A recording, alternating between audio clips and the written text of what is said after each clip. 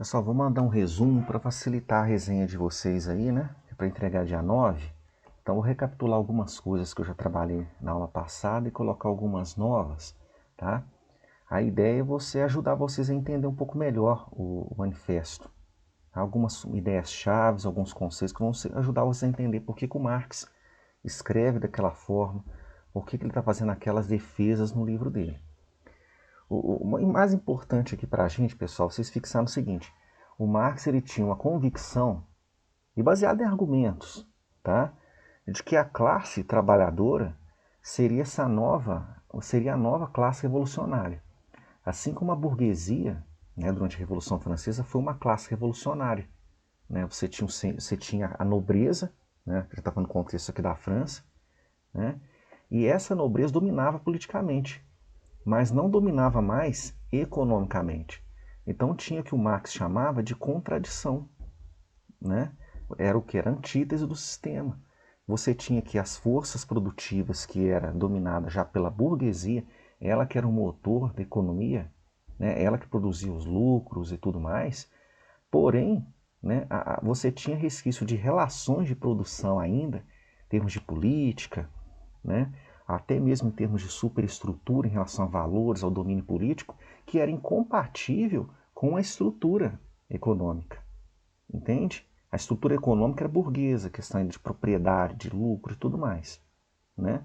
Mas você tinha uma forma de política e uma classe que administrava essa política como, assim, em contradição às demandas dessa nova estrutura, que exigia uma liberdade maior de propriedade, né? Que exigia, por exemplo, uma política assim, ligada mais diretamente aos interesses aqui das classes produtoras e não da nobreza. Então, essas contradições é que levou a uma revolução. Tá? Então, para o Marx, o fundamento econômico ele vai ser muito importante. Por quê? Ele tem uma concepção materialista da história, materialista e dialético. Que significa o quê? O Marx, quando ele vai analisar a história, ele pergunta o seguinte: como que esses homens sobreviviam? Como que eles se organizavam para sobreviver? Né? Para constituir sua sobrevivência, para produzir os bens e serviços que eles precisam. Esses homens, eles não fazem isso sozinhos. Eles fazem isso em cooperação de diversas formas. Né? Eles fazem isso estabelecendo relações de produção. Eles se dividem em classe, eles se especializam, eles dividem o trabalho. Um vai cultivar, outro vai criar gado, outro vai ser o comerciante. Um vai viver do seu trabalho, outro vai viver da sua propriedade. E tudo isso é como se fosse um conjunto, né? Uma organização econômica ali que permite os homens sobreviverem, né? E produzir um excedente de produção, né? de produtos e serviços, né? A produção da riqueza. Então ele tem uma concepção disso. Ele pergunta o seguinte: como que a sociedade faz para produzir a sua sobrevivência? Quem trabalha e quem não trabalha, quem fica com a maior parte do que é produzido, como que é distribuída essa riqueza? Tá? Só que nessa questão da produção da riqueza, isso gera situações que são incompatíveis com a própria constituição do ser humano. O que eu estou querendo dizer com isso, com a visão do Marx?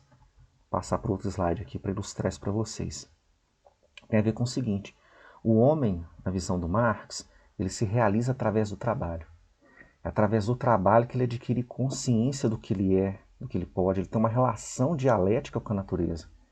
Ele sabe, ele se descobre quem é a partir do momento que ele transforma a natureza.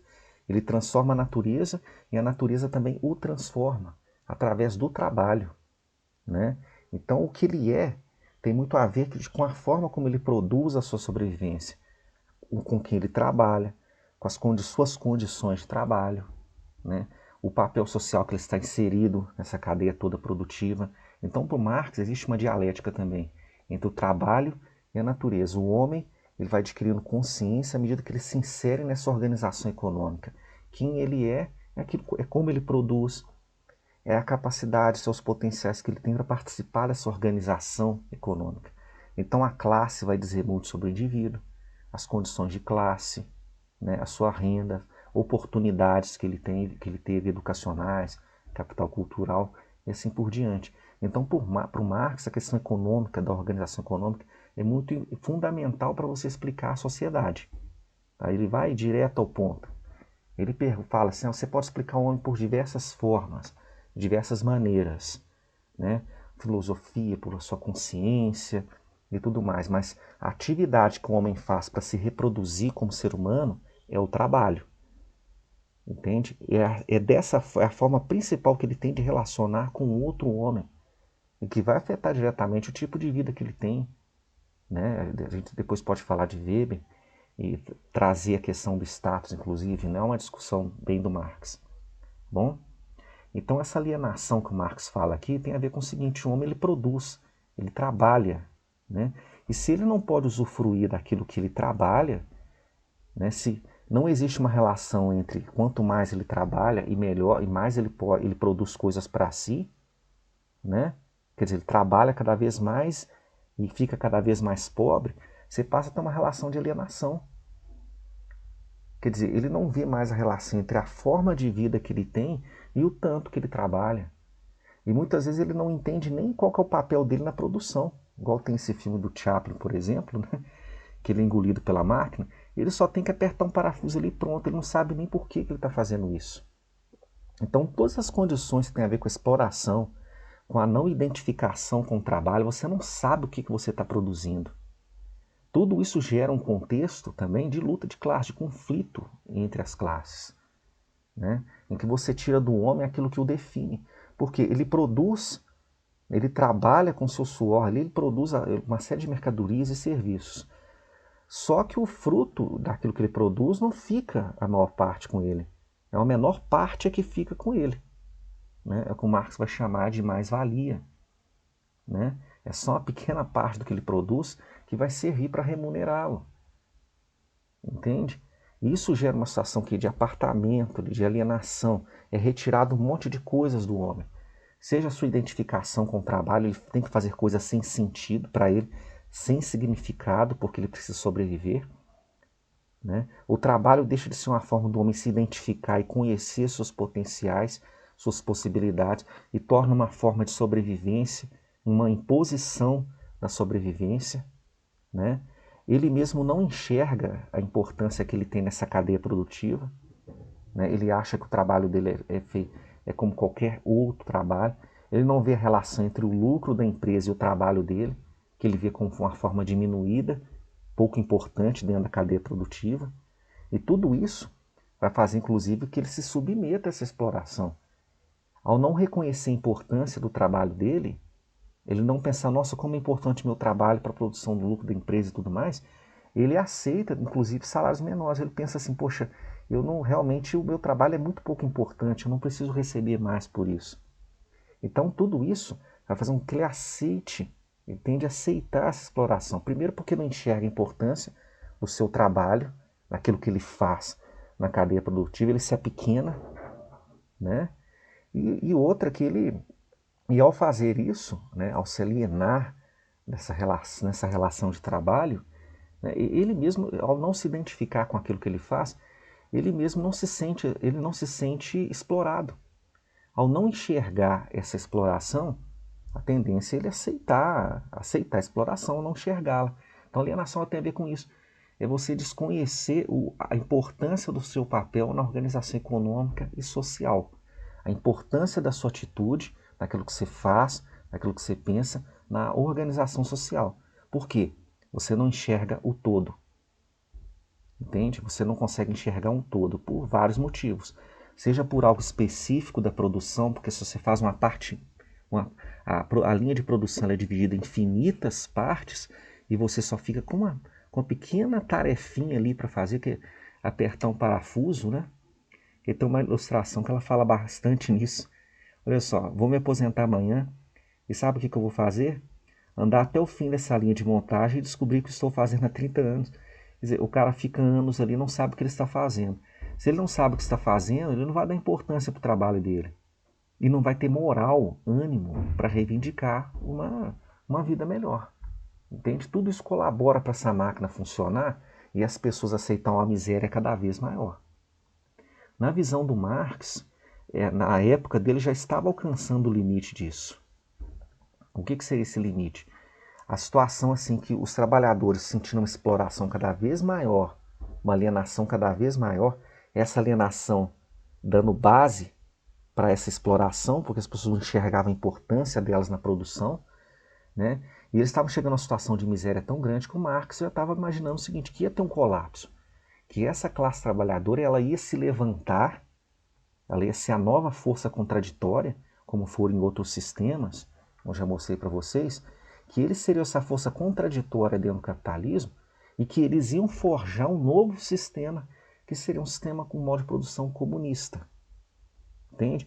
Para eles, essa miséria, esse colapso de um número enorme de pessoas desempregadas, né? Esse número muito grande de pessoas desempregadas, tendo que trabalhar ganhando muito pouco, elas pensariam, como está escrito no manifesto, não temos mais nada a perder.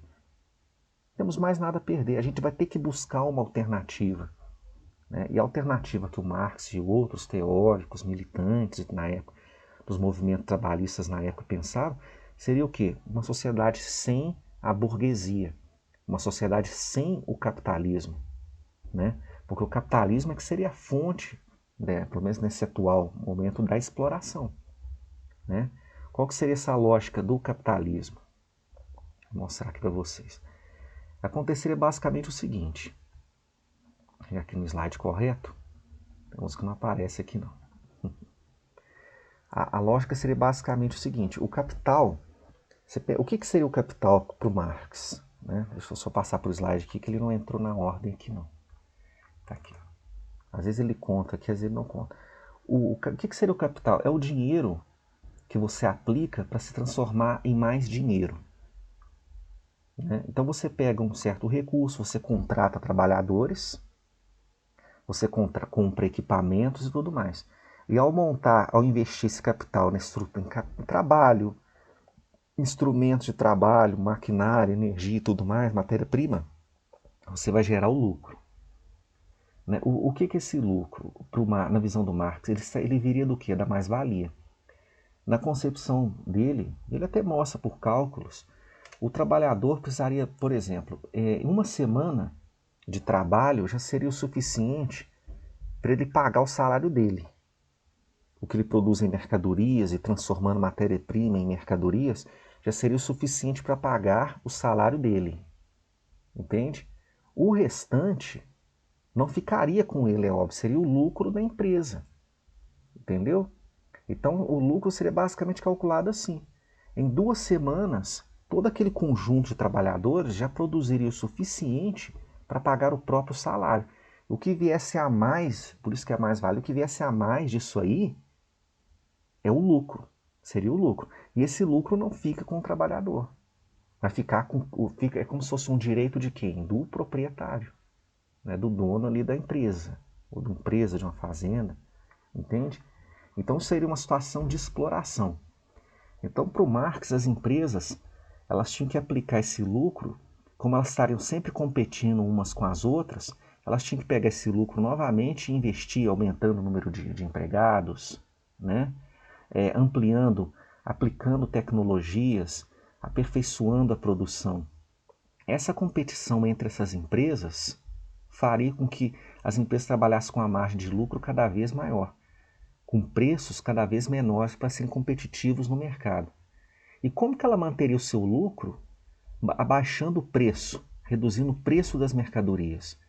A forma de você manter esse lucro seria o quê? Pagando cada vez menos o trabalhador. Ou substituindo esse trabalhador por máquinas, que é o que a gente tem visto mais, eu já até falei com vocês. Então, para uma empresa continuar competitiva com a outra, sem perder tanto em lucro, o que ela teria que fazer? Investir cada vez na substituição de trabalhadores por máquinas, para não ter mais que pagar aquele salário, né? Você tem uma máquina, uma coisa automática ali produzindo, ou diminuir cada vez mais o salário. Então o capitalismo, pelo menos na época dele, estava caminhando nesses dois sentidos. Quanto mais você substituir o trabalhador por máquina, mais desempregados você gerava, mais desemprego você gerava. E quanto mais desempregados você tinha, o exército, a reserva de mão de obra, né, mais pessoas dispostas a trabalhar ganhando menos. Entendeu qual era o ciclo que o Marx via?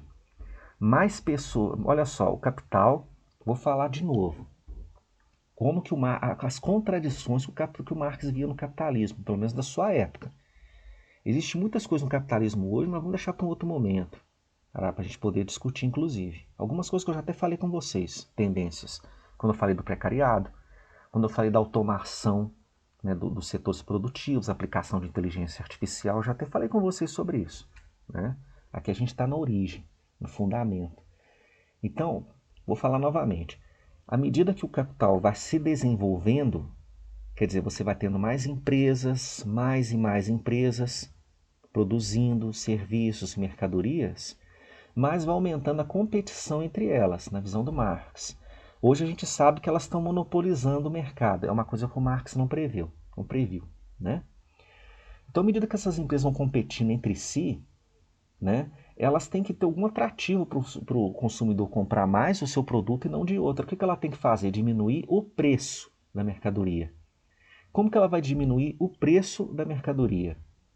Ela pode pagar menos ao trabalhador, ela pode aumentar a carga horária, a quantidade trabalhada, sem aumentar o salário desse trabalhador, né?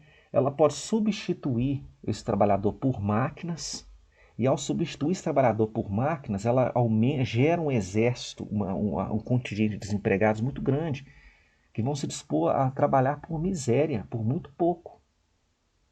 Entende? Então todo esse ciclo para o Marx iria gerar uma crise social muito grande. Os trabalhadores iam começar a se revoltar. Ia ter gente que ia começar a não ter nem onde trabalhar, que ia morrer de fome. Ele já estava vendo um colapso. Ele errou para o tempo dele. Tá? Na verdade, o capitalismo conseguiu uma sobrevida. A gente é testemunha disso, né, gente? Ele conseguiu uma sobrevida muito grande. Inclusive ampliando direitos, regulamentando a questão dos salários. Na época do Marx eu não tinha salário mínimo fixo. O salário era a lei do mercado. Se tivesse muita gente disposta a trabalhar pelo mínimo, por um salário X, era aquele salário que seria pago. Por X menos 1, era X menos 1 que seria pago. Então Marx via nesse ciclo todo que isso ia chegar a um colapso. Uma sociedade que as pessoas simplesmente não teriam onde trabalhar e não teriam como sobreviver, é óbvio que o trabalhador ia dar um jeito nele, ia se organizar, mesmo ele com todo o processo de alienação, né, mesmo com toda aquela superestrutura, fazendo que as pessoas se conformassem com o lugar delas na sociedade, que é o papel da superestrutura, é manter a ordem, né? Se a pessoa não tem nem o que comer, se ela não tem nem expectativa de trabalhar para sobreviver, o que ela vai fazer? Ou vai morrer um monte de gente, ou elas vão partir para a revolta. Isso é óbvio, só que o Marx, isso não aconteceu na época dele, como ele estava imaginando, porque assim, concessões foram feitas, direitos foram sendo estabelecidos. Salário mínimo, redução de carga horária, uma distribuição melhor do que era do lucro, né, dentro das empresas, isso aí já é. O capitalismo sobreviveu fazendo isso. Futuramente, o próprio trabalhador ele começaria a alimentar o próprio sistema, ele se tornando uma base fundamental para o consumo. Eu não vou entrar muito nessa discussão aqui agora do Keynes. Tá? Então, é um ciclo. Então, Marx ele vê contradições no sistema o tempo todo. O sistema se movimenta para o Marx a partir de contradição. Aqui, a contradição fundamental entre o capital e o trabalho. Né? O sujeito trabalha, e quanto mais ele trabalha, né, ele não vive melhor por causa disso. Ele não sobrevive melhor por causa disso. É o que ele observava. Entende? Ele não sobrevivia melhor quanto mais ele trabalhava. E quanto mais ele trabalhava, ele não se orgulhava e se reconhecia cada vez mais no trabalho dele. Pelo contrário, quanto mais ele trabalhava, mais alienado ele se sentia por causa do cansaço, ou seja, por não se identificar, porque ele ficava com a pequena parte ali da produção e não entendia qual que era a importância daquela peça que ele fabricava no todo. Então, quanto mais ele trabalhava, em vez de quanto mais ele trabalhar e mais ele se conhecer, ele adquirir consciência através desse processo dialético, que ele aprende, quanto mais ele aprende, mais ele se conhece a trabalhar e a realizar, a dominar a natureza. Ele alienado desse processo, um trabalho alienado, quer dizer, a contradição era o quê? Quando ele trabalhava, ele não adquiria mais consciência por causa disso, ele se alienava cada vez mais e se tornava cada vez mais pobre. Então, essas contradições que o Marx via. O capital precisava gerar lucro. Ele funciona a partir da geração de lucro, né? As empresas vão produzir uma tecnologia cada vez melhor, não porque é bonito, mas porque elas precisam sobreviver competindo com outras empresas. É o celular com a tecnologia que o outro não tem, com a câmera que o outro não tem. É um carro que tem uma eficiência energética melhor do que o carro de uma outra empresa. Então o capital, isso é importante para a gente entender o manifesto, viu, gente? O capital, ele vai pegar, a tecnologia sempre existiu, é óbvio. Mas quando a tecnologia, o capital ele vai associar a tecnologia com lucro. Eles vão investir em tecnologia para poder substituir o trabalho humano, vão investir em tecnologia para tornar o seu produto mais atrativo do que a outra empresa. Essa dialética, ela funciona até os dias de hoje. Ninguém vai investir num celular de ponta, colocar um celular igual esses celulares chineses, por exemplo. Eles não estão fazendo isso pela boniteza ou em nome de um futuro e do progresso, não. É para competir com celulares de outras empresas, até de outros países. Então você produz um celular que tem câmera não sei o que tem definição não sei o que. Não é porque o cara quer te agradar só, porque acha bonito. É porque está competindo com outra empresa. Entendeu? Então essa associação entre o capital e tecnologia e a questão do lucro tornou assim, colocou a nossa sociedade capitalista num patamar completamente diferente de qualquer outra existente. O salto tecnológico que a humanidade deu no capitalismo, que manifesta, quase elogia, né? Gente, não houve precedentes históricos para isso. Entende? O capital ele potencializa a ciência. Se antigamente a ciência tinha uma coisa de erudição, de distinção de classe, uma coisa que pessoas que eram ricas podiam desfrutar de um ócio que desse condição para ela de pesquisar, de conhecer, de se instruir, o capital vai transformar isso tudo, né, vai potencializar isso para o lucro, né, financiando pesquisas, criando grupos de pesquisas, né, investindo em maquinários, profissionalizando a ciência, né? Então o capital ele vai transformar a história do homem. Eu não sei se vai ser para o bem ou para o mal, mas igual mostrei para vocês os outros modos de produção. Nenhum deles gerou tanta tecnologia e transformações tão drásticas na natureza, na nossa forma de vida, quanto o capitalismo. Ele é revolucionário. Quando Marx fala que tudo, quando ele fala assim que tudo que é sólido, né, nada que o capitalismo nada que é sólido ele espatifa no ar, né? Tudo que é sólido se dissolve no ar. Quer dizer, para o capitalismo não vai existir nada que se oponha à questão do lucro. Entendeu? Tudo que é barreira para o capital se expandir é visto como se fosse uma contradição que ele procura evitar. Não há religião, costumes, até mesmo preconceitos. Nada que possa impedir o capital se desenvolver, ele vai ser permitido. Entendeu? Sobre o risco das próprias sociedades entrarem em colapso, terem prejuízo. Dá um exemplo para vocês. Estados que vão tentar regular muita economia, excessivamente a economia. Você vai ter um problema. Se o Brasil hoje resolvesse, por exemplo, regular demais os bancos, né? Fala assim, não, a partir de agora parte do lucro, vocês vão tributar mais os lucros de vocês, né? A gente teria um risco desse capital ir embora e ir para outro país. Entende? Você não simplesmente pode falar para eles um não, porque a gente é dependente desse sistema. É como se fosse um pacto com o diabo. Você não transforma simplesmente recusando. Entende? Você não é simplesmente recusando o sistema. Você transforma o sistema construindo dialeticamente dentro dele uma alternativa. A gente é dependente do capital. Quem já pensou contagem, de repente falasse assim, olha, capitalistas malditos, vão embora, parem de explorar os contagiantes, a cidade entraria em colapso, seria um caos social tremendo, entende? Então é uma questão de estrutura, de sistema, em que você não muda simplesmente dizendo um não, lacrando, seja o que for, mas pensando alternativa, né? Então não é tão simples, a gente faz parte de um sistema, e existe esse sistema, ele funciona, bem ou mal. Marx, ele estava vendo esse sistema entrando em colapso pelos motivos que eu falei com vocês. Entende? Porque um grupo enorme da sociedade, sem ter onde trabalhar, sem ter o que comer. Ué, o que essas pessoas vão fazer? elas vão tentar construir um outro sistema e vão lutar por isso.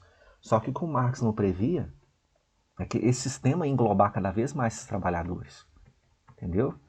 Ele ia colocar cada vez mais, seja por meio da... esse conceito não é do Marx, da indústria cultural, entende? De uma indústria, por exemplo, seja de questão de mídia, de filmes, de uma série de bens artísticos que os trabalhadores passariam a consumir e que por meio deles seria veiculado muitas ideologias. Se vocês observarem os filmes americanos, eles veiculam muito isso.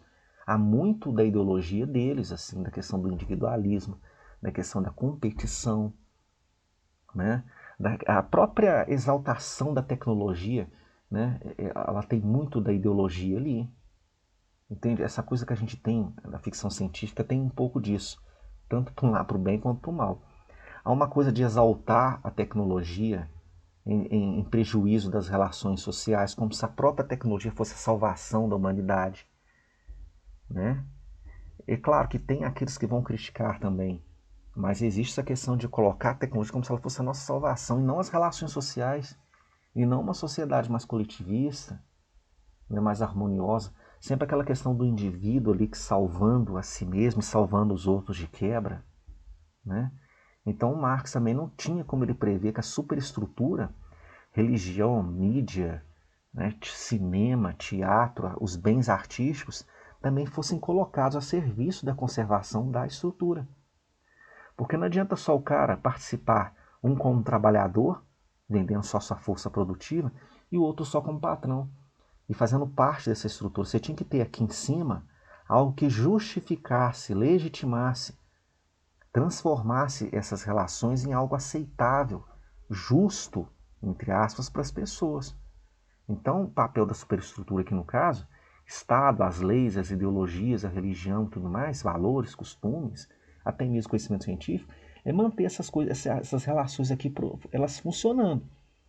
É o cara aceitando viver ali de salário, só vendendo o trabalho dele, né? E aceitando que é justo que que é o dono da empresa, de uma fazenda, seja o que for, fique com a maior parte daquilo que é produzido. Tá? Que é o conceito aqui de mais-valia. Depois a gente vou até me aprofundar um pouco mais com vocês. Mas para a gente ler o manifesto, por enquanto, não é tão importante isso aqui não. Dá para ler, por momento aqui, dá para vocês entenderem as ideias do Marx sem a gente aprofundar tanto aqui. Tá bom? Então, eu vou só ressaltar, então, para caso vocês tenham ficado curiosos, né? A questão da mais-valia relativa e a mais-valia absoluta, até que eu volto a falar aqui, né? Basicamente, né, você tem uma empresa, tem uma fábrica. Os trabalhadores ali, em torno de uma semana, 2 semanas, o que ele produzir ali, e a empresa vender, descontando impostos e tudo mais, já paga matéria-prima, ele já paga o salário deles. O que ele trabalhar a mais do que isso, não fica com ele, fica com a empresa. É daí que o Marx tira a ideia da exploração. O trabalhador é explorado, na visão dele, por causa desse mecanismo do capitalismo, ele é explorado. Tá? Então, esse sobrevalor, esse mais-valia, ela pode ser produzido de várias formas. Aqui, ó, já a mais-valia relativa estaria ligada ao processo de avanço científico e do progresso tecnológico. Uma vez que não consegue mais aumentar a produção por meio da maior exigência de seus empregados, o capitalista lança mão de melhorias tecnológicas para acelerar o processo de produção, aumentar a quantidade de mercadoria produzida. Esse processo acontece sem que, no entanto, seja oferecida qualquer bonificação ao trabalhador. Ele vai colocar mais máquinas lá, mas ele não vai, essa produção que vai ter a mais por causa das máquinas também não vai para o trabalhador. Tá? Este passa a ser aos poucos substituído pelo maquinário tecnológico, de modo que a quantidade de trabalho social é diminuída e a mão de obra humana é trocada por mão de obra mecânica. Qual que é a consequência disso? Igual eu já falei com vocês, cria um exército de desempregados muito grande. Esse exército de desempregados muito grande vão topar trabalhar por salários muito pequenos e por condições de trabalho muito precárias. Tá? É igual a gente estava falando sobre a questão das contradições, né? Forças de produção, relações de produção. A gente tem uma pressão cada vez maior para desregulamentalizar o trabalho de novo. Quer dizer, ter menos regras de contratação mais flexíveis, facilitar a demissão, né? Diminuir as regras de condições sanitárias, de segurança dentro de empresa, porque se você fizer isso, você aumenta o lucro. Deixa o salário, já que não pode acabar com o salário mínimo, porque daria muita polêmica, você deixa o salário mínimo um patamar muito abaixo, sem dar reajustes significativos, entendeu? Igual tem acontecido no Brasil. Então existem muitas formas de produzir essa exploração. Então, um cara desempregado, é importante pensar essa mais-valia relativa, o pensamento dele, é que isso vai gerar uma mão de obra desempregada muito grande. Esses implementos tecnológicos alienam também o trabalho. É o que o Marx falava, o homem é o apêndice da máquina. Ele se torna cada vez mais um apêndice, um acessório da máquina. É o cara que aperta o botão. Entendeu? É o cara que vigia a máquina. Entendeu? Era a visão assim. A gente está chegando mais próximo disso. Mas na época também ele via assim. Né? Hoje você tem, em fábricas de automóvel, por exemplo, tem robôs que fazem solda. Melhor do que qualquer ser humano. Entende? Então você vai pensando assim, cada vez a participação humana na produção vai se tornando cada vez mais precária, né, e cada vez menos especializada. É claro que no decorrer do século XX, essa profecia não se realizou completamente. Mas agora, com o desenvolvimento de inteligência artificial, como eu já falei com vocês, está colocando em xeque, porque se antigamente era só o trabalho mais bruto, mais ou menos qualificado, que estava sendo feito por máquinas, agora trabalhos complexos já estão sendo realizados cada vez mais por máquinas. O próprio capital, tem um empresário, posso mostrar o artigo para vocês, tem um empresário que está investindo bilhões para poder substituir no que for necessário o trabalho humano por máquinas, por inteligência artificial. Aí fica a critério de você saber até onde que o Marx está acertando e está errando nisso. Eu não imponho nada, isso aqui não é doutrinação. Só estou mostrando as ideias do cara para vocês. Ok? A mais-valia absoluta ocorreria em função do aumento do ritmo de trabalho, da vigilância sobre o processo de produção, ou mesmo da ameaça da perda do trabalho, caso determinada meta não fosse alcançada. Vamos analisar? Em detrimento da saúde e do bem-estar do trabalhador. Quando a gente fala, por exemplo, em flexibilização de direitos dos trabalhadores, né? Redução dos direitos trabalhistas, e fala, não, isso aí vai aumentar o número de emprego. O Brasil, se ele reduzisse essa quantidade de burocracia para contratar, você teria mais pessoas. As empresas poderiam contratar mais. Só que contrataria mais a custo de quê? De pagar menos, te exigir pra caramba, pagando menos, te exigir demais e, assim, colocando seu trabalho em condições terríveis. Gente, eu poderia mostrar para vocês um monte de projetos de lei que tem aí para querer flexibilizar, facilitar as empresas assim, a não exigir tanto das empresas em termos de condições sanitárias, de questão de estresse, de cansaço no trabalho, questões ergonômicas, entendeu? Existem pressões para isso. O capital, ele exerce uma pressão, até sobre... É a pressão que ele fala aqui, ó. Vê? Você tem leis. Você tem as relações de produção e as forças produtivas aqui embaixo, compõem a estrutura. Você tem leis, isso acontece só no Brasil, no mundo inteiro. Esse sistema aqui, cada vez ele está pressionando essa própria superestrutura aqui para tornar essas leis menos protetivas para o trabalhador, para poder aumentar o lucro. No mundo todo está ocorrendo isso. Entende? Essa estrutura ela tem um poder muito grande sobre a superestrutura. Essas leis de proteção ao trabalho, elas existiram no passado até para evitar esse conflito, que esse conflito de classe piorasse, terminasse em revoluções. Entende? Então, se a superestrutura, se no passado fizeram concessões aos sindicatos, questões de greve, reduzindo a carga horária, tinha lugares que tinham 15 horas diárias de carga horária, depois foi reduzindo para 12, hoje a gente tem 8 horas, e hoje tem gente querendo chutar o palco isso aí, né? Existe uma pressão enorme da estrutura hoje para poder até reduzir essas vantagens que os trabalhadores têm, que no passado serviram para eles se conformar um pouco mais com a situação. Então existe uma pressão muito grande. Por que isso está ocorrendo? Porque você tem questão de substituição, de mão de obra. Você tem uma população, por causa até da questão da cultura de massa, indústria cultural, que já não é tão revoltada quanto antes. Então, tipo, é piada você comparar as greves que a gente teve hoje com as greves que tinham no passado. É piada, pesquisem depois, perguntem para o professor de história para vocês verem. Então você tem uma população que ideologicamente, você tem uma máquina, o capitalismo se aliou à produção ideológica também, ela vende, ela lucra com a produção cultural e ideológica também, que torna as coisas um pouco mais complicadas, facilita as pessoas se conformarem mais com as coisas. É que dá uma outra discussão, né, gente? Eu vou falar sobre questão de ideologia, indústria cultural, já é uma outra discussão que não dá pra gente querer abraçar o mundo aqui agora, tá? Mas eu dei um bom exemplo para vocês, né? Eu espero que vocês tenham entendido, qualquer coisa me perguntem também. Só mais um exemplozinho aqui, bem bobo, mas é clássico, tá? A ideia de que o trabalho dignifica o homem. Assim, será que é todo o trabalho que dignifica? Será que é todo o trabalho? Essas pessoas que estão sendo dignificadas, depende do seu ponto de vista, mas pensa bem. Um conceito razoável de dignificação do trabalho. Eu poderia ter colocado aqui a questão do Uber, da precarização de trabalho, mas eu já falei com vocês sobre isso. A questão do trabalho dignifica um homem. A ideia de que você é responsável pela vida que você tem. Né? Quer dizer, que você, se você vai ser rico ou vai ser pobre, depende inteiramente de você, do seu esforço, da sua inteligência acima dos outros, como se não tivesse algo na própria sociedade que criasse vantagens e desvantagens. Tudo isso, para o Marx, é parte da superestrutura. Quando você acredita nisso, você aceita melhor aqui o seu papel.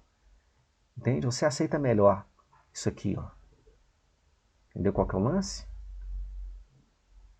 E só para a gente finalizar, eu estou dando um resumão aqui, gente, para facilitar a resenha de vocês, tá bom? A produção de vocês aí. Tá? É bem resumido, tem muito mais coisa que isso, mas é para a gente ir para o básico e essas coisas não dá para uma tacada só. Mas pelo menos a base eu estou deixando aqui com vocês, para quem quiser estudar depois, quem entender melhor depois, tá bom?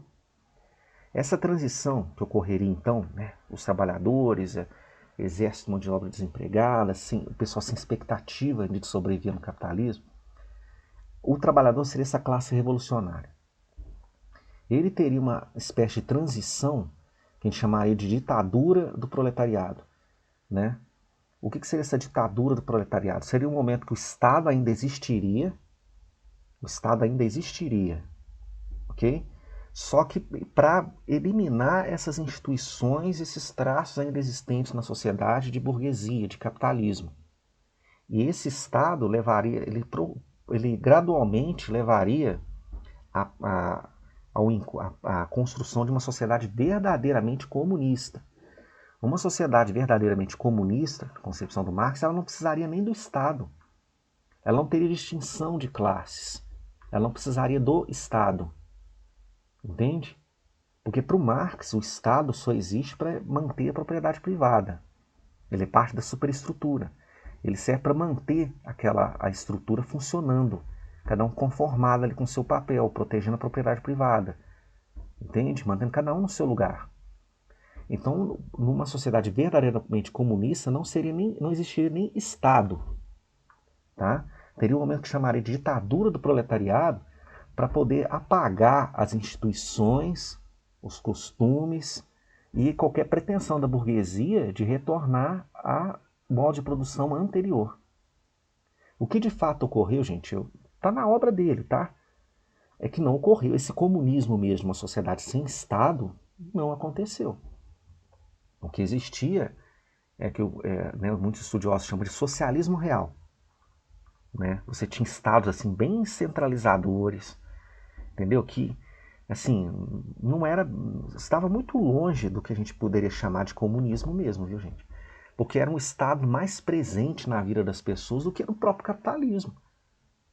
Um controle, um controle sobre a atividade do cidadão, seja de empreender, de produzir, de pensar, de refletir, de cultura, de arte, muito grande. Muito grande. Tá? Agora, se isso aí foi um período necessário ou não, né? A maioria da União Soviética entrou em colar, ela se implodiu também. Aí já é uma outra discussão.